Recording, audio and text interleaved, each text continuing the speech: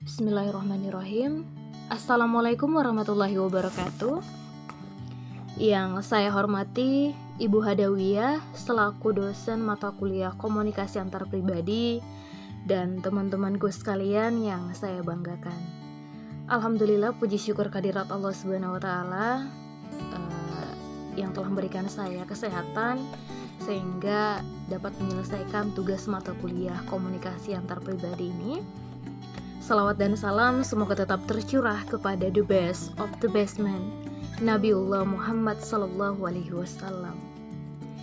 Sebelumnya perkenalkan, nama saya Sari Bunga dengan nomor stambuk 065 2021 0312. Mahasiswi Prodi Ilmu Komunikasi Universitas Muslim Indonesia.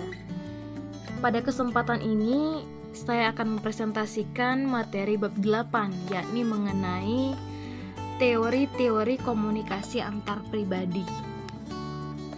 Nah, dalam komunikasi antar pribadi itu terdapat beberapa teori, antara lain yang pertama pesan-pesan antar pribadi. Nah, di sini ada teori interaksionisme simbolik oleh George Herbert Mead pada tahun 1934. Teori ini merupakan perspektif teoritis Amerika yang dikembangkan oleh para ilmuwan psikolog sosial Universitas Chicago, yaitu George Herbert Mead tadi, di mana teori ini tuh berpendapat bahwa komunikasi manusia terjadi melalui pertukaran lambang-lambang beserta maknanya. Nah, yang mana perilaku manusia itu dapat dimengerti dengan mempelajari bagaimana para individu memberi makna pada informasi simbolik yang mereka pertukarkan dengan pihak lain. Nah, interaksionis simbolik ini tuh didasarkan pada pemikiran bahwa para individu bertindak terhadap objek atau dasar pada makna yang dimiliki, di mana makna ini berasal dari interaksi sosial dengan seseorang, dan makna ini kemudian dimodifikasi melalui proses penafsiran. Kemudian kita masuk ke teori pelanggaran harapan oleh Burgon tahun 1978. Nah, Burgon menyumbangkan teori canggih mengenai ruang pribadi dan mendefinisikan ruang pribadi sebagai tak kelihatan, volume berubah-ubah mengenai ruang yang mengelilingi individu, yang membatasi mengenai jarak pilihan individual dari orang lain. Burgon berpendapat bahwa ukuran dan bentuk mengenai ruang pribadi kita itu tergantung pada norma-norma budaya kita dan pilihan-pilihan individual yang selalu kompromi antara kebutuhan-kebutuhan penghindaran pendekatan yang bertentangan, di mana kita sebagai manusia itu perlu untuk afiliasi dan juga adanya kebebasan pribadi. Itu teman-teman. Kemudian selanjutnya ada teori kebohongan oleh Buller dan Burgon tahun 1996. Nah, keduanya telah melakukan lebih dari solusi percobaan di mana mereka meminta kepada partisipan untuk membohongi orang lain. Nah, para peneliti menerangkan bahwa orang-orang itu seringkali menemukan diri mereka dalam situasi di mana mereka membuat pernyataan yang kurang jujur. Ini guna menghindari agar tidak melukai perasaan orang lain, atau biasanya untuk menampilkan kualitas terbaik diri mereka agar terhindar dari suatu konflik atau untuk mempercepat atau memperlambat suatu hubungan gitu. Kemudian kita masuk ke proses kognitif. Di sini ada teori konstruktivisme. Nah, teori ini dikembangkan oleh Jas Delia, di mana tulisan mereka berupa hasil penelitian berjudul The Constructivist Approach to Communication, di mana dalam Human Communication Theory, Comparative Essays. Nah, menurut teori ini, para individu melakukan interpretasi dan bertindak menurut kategori-kategori konseptual di dalam pemikirannya.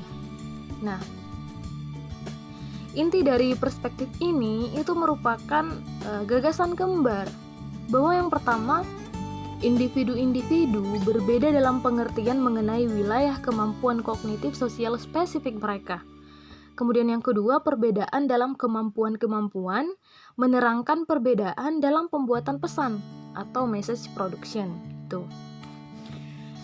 Realitas tidak hadir dalam bentuk apa adanya, tetapi harus disaring melalui cara seseorang melihat sesuatu. Kita masuk ke pengembangan hubungan. Nah, di sini ada teori penetrasi sosial, di mana teori penetrasi sosial ini dikembangkan oleh Erwin Altman dan Dalmas Taylor dalam bukunya yang pertama terbit berjudul Social Penetration: The Development of Interpersonal Relationship, terbit pada tahun 1973. Menurut kedua penulis tersebut, komunikasi penting dalam mengembangkan dan memelihara hubungan-hubungan antar pribadi. Beberapa penelitian menunjukkan hubungan yang kuat antara komunikasi yang baik dan kepuasan umum satu hubungan. Teori-teori pada bidang semacam ini seperti persepsi manusia, pertukaran sosial, dan keseimbangan antar pribadi. Ini telah seringkali digunakan sebagai kerangka kerja untuk memperoleh hipotesis yang dapat diuji mengenai proses komunikasi antar pribadi. Itu loh. Selanjutnya ada teori reduksi ketidakpastian. Teori ini diciptakan oleh Charles R. Berger dan Richard Calabrese pada tahun 1975. Dari Northwestern University, mereka cenderung menggunakan teori-teori psikologi sosial sebagai pangkal bertolak. Terakhir, kita masuk ke pengaruh. Nah, di sini ada teori disonansi kognitif oleh Leon Festinger tahun 1957. Nah, sebenarnya sejak awal perumusannya ini, teman-teman, pada tahun 1957, teori ini itu telah membangkitkan sejumlah kontroversi penelitian dan pengembangan teoritis. Namun, meskipun ditentang secara hebat, teori ini telah menunjukkan secara keseluruhan kemampuan yang amat beraneka ragam, keuletan, dan juga kemampuan melakukan prediksi. Nah, dalam teorinya ini, teori Leon Festinger ini mengganti konsep mengenai konsistensi atau keseimbangan dengan konson dan ketidakseimbangan dengan istilah disonan. Menurut pandangan Festinger, adanya tekanan untuk menghasilkan hubungan-hubungan konsonan di antara kesadaran-kesadaran dan menghidisonan. Nah, kognisi ini dapat berupa pengetahuan. Contohnya saja itu, menurut perakiraan cuaca hari ini akan hujan gitu loh. Jadi kognisinya itu dapat berupa keyakinan. Contohnya, hujan dapat menyebabkan penyakit selesma gitu. Dan kemudian dapat berupa pendapat gitu. Selanjutnya ada teori keseimbangan oleh Fritz Heider tahun 1946-1958. Nah, dari suatu peristiwa sebagai ketidakseimbangan keadaan ini dicirikan oleh ketegangan jiwa atau stres, kegelisahan, dan ketidaknyamanan. Nah, oleh karena itu, seseorang akan termotivasi untuk mengurangi ketidakseimbangan tersebut. Salah satu caranya untuk mengatasi ini dengan mengubah sikap diri kita gitu. Yang terakhir ada teori kesesuaian oleh Osgood dan Tannenbaum tahun 1955. Nah, mengenai sikap-sikap yang merupakan perkembangan dari teori keseimbangan, bahwa kita memiliki sejumlah besar sikap, beberapa bersifat konsisten terhadap satu dengan yang lainnya, sedangkan yang lainnya justru bersifat tidak konsisten gitu. Jadi mungkin sekian yang dapat saya sampaikan, kurang dan lebihnya mohon dimaafkan. Sekian dan terima kasih. Wassalamualaikum warahmatullahi wabarakatuh.